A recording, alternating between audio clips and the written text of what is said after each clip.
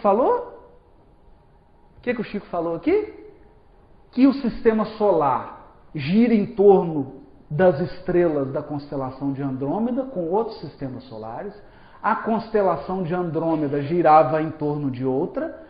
Essa outra girava em torno de outra maior ainda. E ela, maior ainda, girava em torno do centro da Via Láctea. E a Via Láctea toda girava em torno de uma nebulosa. Chegamos na nebulosa do Espírito. Quanto tempo que a Via Láctea gasta para fazer um movimento de rotação em torno da nebulosa? Não sei. Se perguntar para Jesus. Ou então para o Cristo do sistema solar. Não sei. Quantos milhões de anos? Eu sei de uma coisa. O ciclo é setenário. É baseado no 7. E ele pode ser dividido em 4.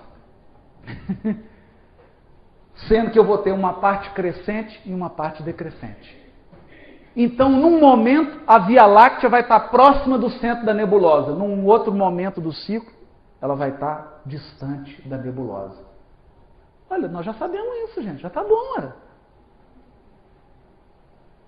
Qual a influência que esse ciclo tem?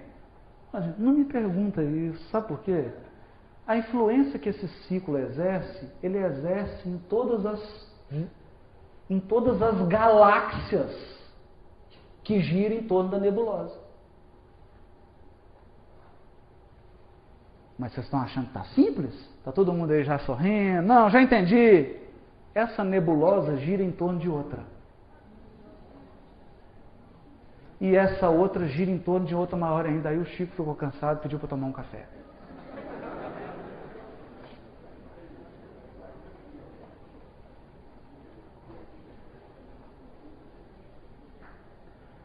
Pediu para tomar um café. Sabe por quê, gente? Só para a gente ter uma ideia. A nossa galáxia tem milhões e milhões de sóis.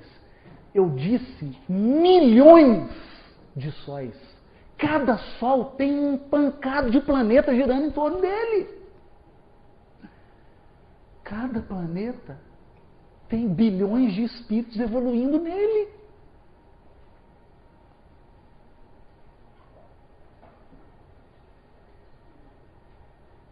Se você se sentiu pequenininho, você está começando a entender o que é Deus.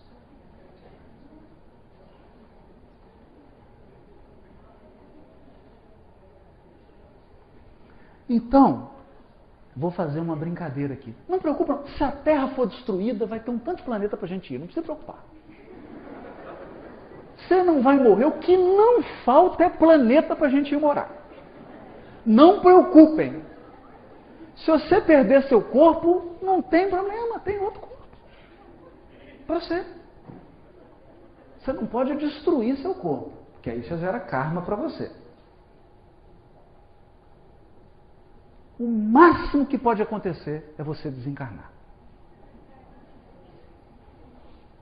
Tenha confiança. Né? Então vamos lá. Olha o que esse espírito falou, hein, gente? Aí ele fala assim, que compõe a nossa nebulosa. Ainda vou mais longe. Digo que a nossa nebulosa é um arquipélago na imensidade, tendo também seu movimento de translação através das miríades de nebulosas, sobre a influência das que delas se aproximam. Jesus amado. Uma nebulosa tem um mundo de galáxias girando em torno dela. E essas tem miríades de nebulosas, já deu para desanimar. Deu para desanimar. De sorte que as nebulosas reagem sobre as nebulosas. O que ele está falando? Nebulosas reagem sobre nebulosas. Os sistemas reagem sobre os sistemas. O sistema solar reage sobre os outros sistemas. E os outros sistemas reagem sobre a gente.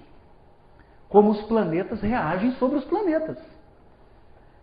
Como os elementos de cada planeta reagem uns sobre os outros. E assim sucessivamente até o átomo. Daí, em cada mundo, as revoluções locais e gerais, que se não parecem perturbações, porque a brevidade da vida, que só parecem perturbações, porque a brevidade da vida não permite se lhes percebam mais do que os efeitos parciais. Percebe? Então as transformações por que passam a Terra, os ciclos, parecem perturbações para a gente que não está vendo o ciclo.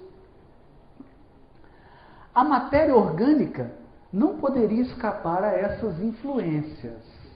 Olha só, a influência dos movimentos dos sistemas solares, das galáxias, das nebulosas, a nossa matéria sente essa influência. As perturbações que ela sofre podem, pois, alterar o estado físico dos seres e determinar algumas dessas enfermidades que atacam de modo geral as plantas, os animais e os homens. Enfermidades que, como todos os flagelos, são para a inteligência humana um estimulante que a impele, por força da necessidade, a procurar meios de os combater e a descobrir as leis da natureza. Dorme com um barulho desse. Mas a matéria orgânica, a seu turno, reage sobre o espírito. Este, pelo seu contato e sua ligação íntima com os elementos materiais, também sofre influências que lhe modificam as disposições, sem, no entanto, privá-lo do livre-arbítrio, que lhe sobreexcitam ou atenuam a atividade e que, pois, contribuem para o seu desenvolvimento. Ou seja, tem épocas na evolução da humanidade em que os seres aqui ficam excitados, como agora, e outras épocas em que eles ficam mais lentos. Isso tem a ver com movimentação dos orbes do sistema e com a movimentação do nosso sistema em torno e da galáxia, etc, etc. É isso que ele está dizendo. A efervescência que por vezes se manifesta em toda uma população, entre os homens de uma mesma raça, não é coisa fortuita, nem resultado de um capricho. Tem sua causa nas leis da natureza. Essa efervescência, inconsciente a princípio, não passando de vago desejo, de aspiração indefinida por alguma coisa melhor, de certa necessidade de mudança, traduz-se por uma surda agitação, depois por atos que levam às revoluções sociais, que, acreditai, também tem sua periodicidade.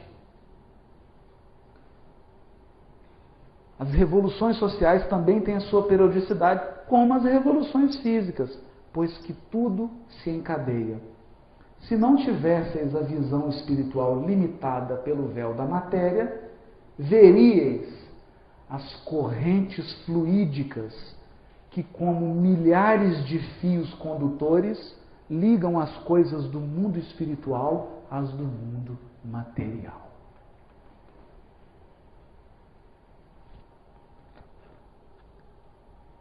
Vamos respirar, né? Agora vamos respirar. Vamos respirar. Deu para ter uma ideia? Teórica. É isso que o Apocalipse descreve.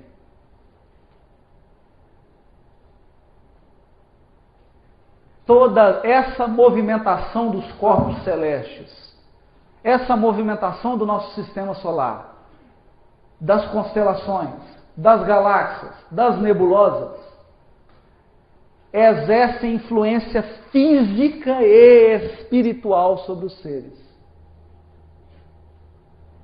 E determinam fases da evolução social e espiritual de todos os seres.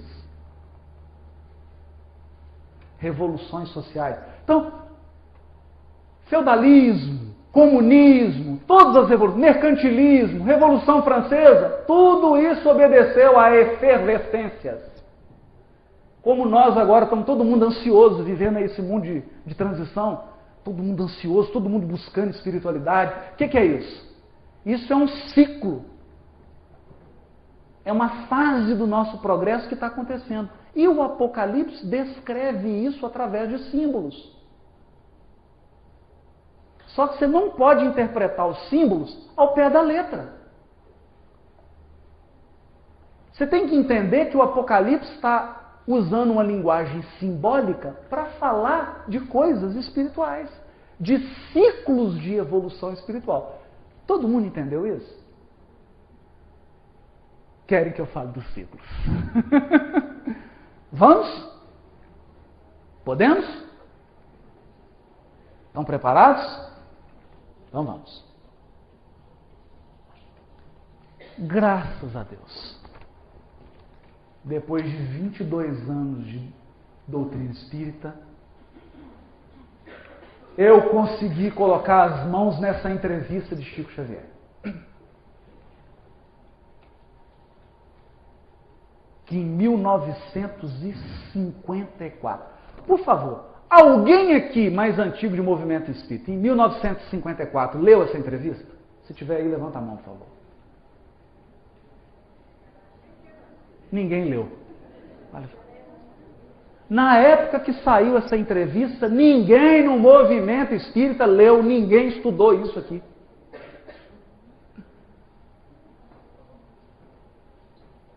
Ninguém. Tem quase 60 anos que isso está aí jogado às traças. Mas nós vamos ler hoje. E é a primeira vez que eu estou levando isso a público numa palestra espírita. É a primeira vez. Mas não é meu, tá, gente? Essa entrevista foi publicada agora num livro chamado Caderno de Mensagens. É um livro de entrevista, onde tem essa entrevista da LBV, Legião da Boa Vontade, feita em 1954. Perguntam para o Chico assim: pode Emmanuel dizer-nos algo a respeito da verticalização do eixo da Terra e das transformações que esta sofrerá? Vocês lembram que o espírito árabe da Gênesis falava que além do movimento em torno do próprio eixo, da translação, os corpos celestes desenvolviam outros movimentos? Pois é. A Terra faz um movimento que dura de 26 a 28 mil anos, esse ciclo. Ele é um movimento assim, ó. Que além dela girar assim e girar em torno do Sol, ela gira assim ainda. Como um peão. Você joga o peão, aí na hora que ele está morrendo, ele não faz um negócio assim, ele está girando, mas ele não faz um negócio assim. Esse movimentozinho que ele faz assim, chama precessão dos equinócios. Precessão dos equinócios.